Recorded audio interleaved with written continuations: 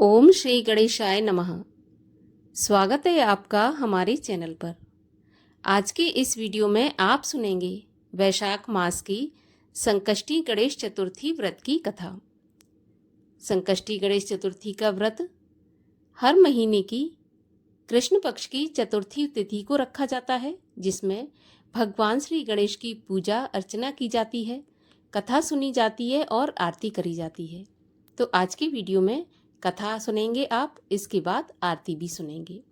तो सभी प्रकार की व्रत कथाएं हमारे चैनल पर सुनाई जाती हैं। सभी व्रत कथाएं सुनने के लिए और हमसे जुड़े रहने के लिए आप केवल हमारे चैनल को सब्सक्राइब करके बेल आइकन पर प्रेस कर लें और आज की कथा अच्छी लगी तो एक लाइक करके शेयर भी कर दें। तो चलिए अब हम शुरू करते हैं संकष्टी चतुर्थी व्रत की कथा। भगवान श्री गणेश जी से माता पार्वती जी ने पूछा, वैशाख महीने के कृष्ण पक्ष की जो संकटा नामक चतुर्थी है, उस दिन कौन से गणेश जी का किस प्रकार से पूजन करना चाहिए और उस दिन भोजन में क्या लेना चाहिए। तब गणेश जी ने उत्तर दिया कि हे माता, वैशाख कृष्ण पक्ष के चतुर्थी के दिन व्रत करना चाहिए। उस दिन वक्रतुंड नामक गणेश जी की पूजा करके भोजन में कमलगट्टे का हलवा खाना चाहिए। हे माता, द्वापर युग में राजा युधिष्ठिर ने इस प्रश्न को पूछा था और उसके उत्तर में जो कुछ भगवान श्री कृष्ण ने कहा था, मैं उसी इतिहास का वर्णन करता हूँ, सो आप श्रद्धापूर्वक सुनिए। श्री कृष्ण जी बोले, हे राजन, इस कल्याणदायी चतुर्थी का जिसने व्रत किया और उसे जो फल प्राप्त हुआ, मैं उसे ही कह रहा हूँ।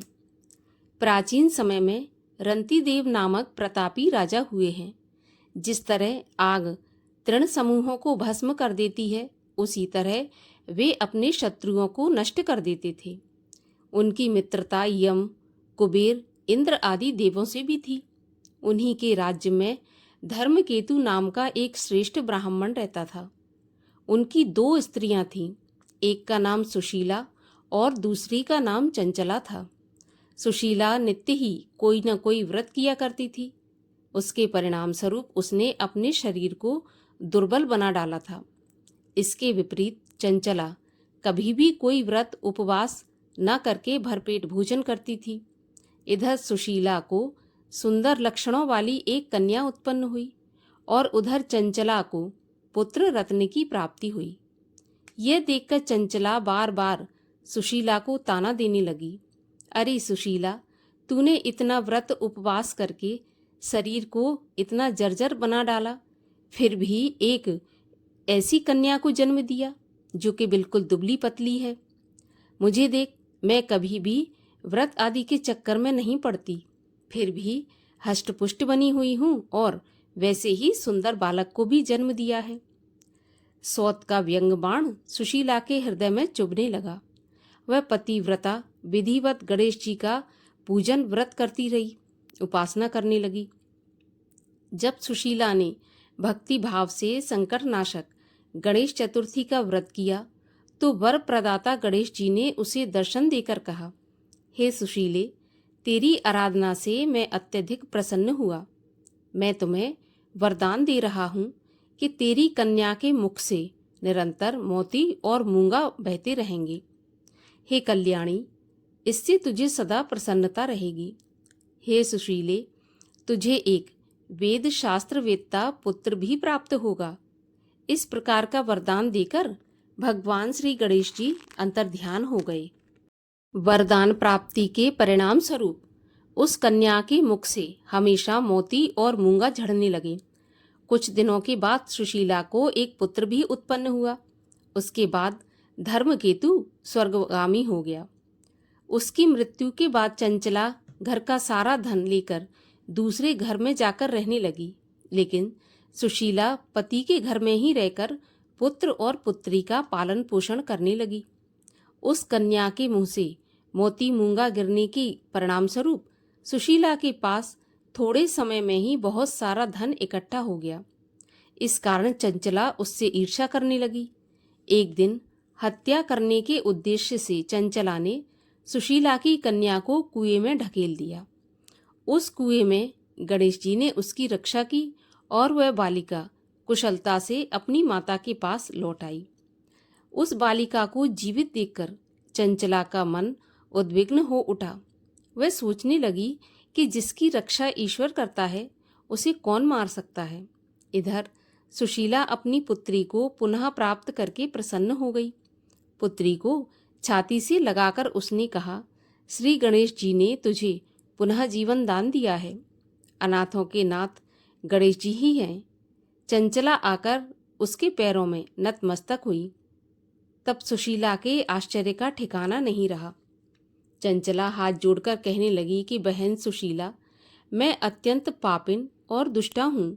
कृपा करके मेरे अपराधों को क्षमा कीजिए। आप दयावती हैं। आपने दोनों कुलों का उद्धार कर दिया। जिसका रक्षक देवता होता है उसका मानव क्या बिगाड़ सकता है। जो लोग संतों एवं सत्पुरुषों को दोष देखते हैं वे अपनी करनी से स्वयं नाश को प्राप्त होते हैं। इसके बाद चंचला ने भी उस कष्ट निवारक, पुण्यदायक और संकटनाशक गणेश जी के व्रत को किया। श्री गणेश जी के अनुग्रह से परस्पर उन दोनों में प्रेम भाव स्थापित हो गया। जिस पर गणेश जी की कृपा होती है उसके शत्रु भी मित्र बन जाते हैं। सुशीला द्वारा संकटनाशक गणेश चतुर्थी व्रत किए जाने के कारण ही उसकी सौत चंचला का हृदय परिवर्तन हो गया था। श्री गणेश जी कहते हैं, देवी, पूर्व काल का सारा वृत्तांत मैंने आपको सुना दिया। इस लोक में इससे श्रेष्ठ विघ्न विनाशक कोई दूसरा व्रत नहीं है। श्री कृष्ण जी कहते हैं, हे धर्मराज, आप भी विधि पूर्वक गणेश जी का व्रत कीजिए। इसके करने से आपके शत्रुओं का नाश होगा और अष्ट सिद्धियां और नवनिधियां आपके सामने हाथ जोड़कर खड़ी रहेंगी। हे धर्मपरायण युधिष्ठिर, आप अपने भाइयों, धर्मपत्नी और माता के सहित इस व्रत को कीजिए। इससे थोड़े समय में ही आप अपने राज्य को प्राप्त कर लेंगे। इस प्रकार जो कथा भगवान श्री कृष्ण ने युधिष्ठिर जी को सुनाई, भगवान श्री गणेश जी ने अपनी माता पार्वती को सुनाई, वही कथा आज मैंने आपको सुनाई है। अच्छी लगी हो तो एक लाइक अवश्य कर दीजिए, चैनल को भी सब्सक्राइब कर लीजिए। और अब सुनते हैं भगवान श्री गणेश जी की आरती। जय गौरी नंदा स्वामी, जय गौरी नंदा, गणपति आनंद कंदा, मैं चरणन बंदा। ओम जय गौरी नंदा। सूंड सुडालो नयन विशालो, कुंडल झलकंता, कुमकुम केशर चंदन, सिंदूर बदन बंदा। ओम जय गौरी नंदा। मुकुट सुगण सोहंसा, मस्तक सोहंता, बैया बाजू बंदा, पोची निरखंता। ओम जय गौरी नंदा। मूषक वाहन राजत, शिव सुत आनंदा, कहत शिवानंद स्वामी, मेटत भव फंदा। ओम जय गौरी नंदा। बोलिए गणेश जी महाराज की जय। चौथ माता की जय।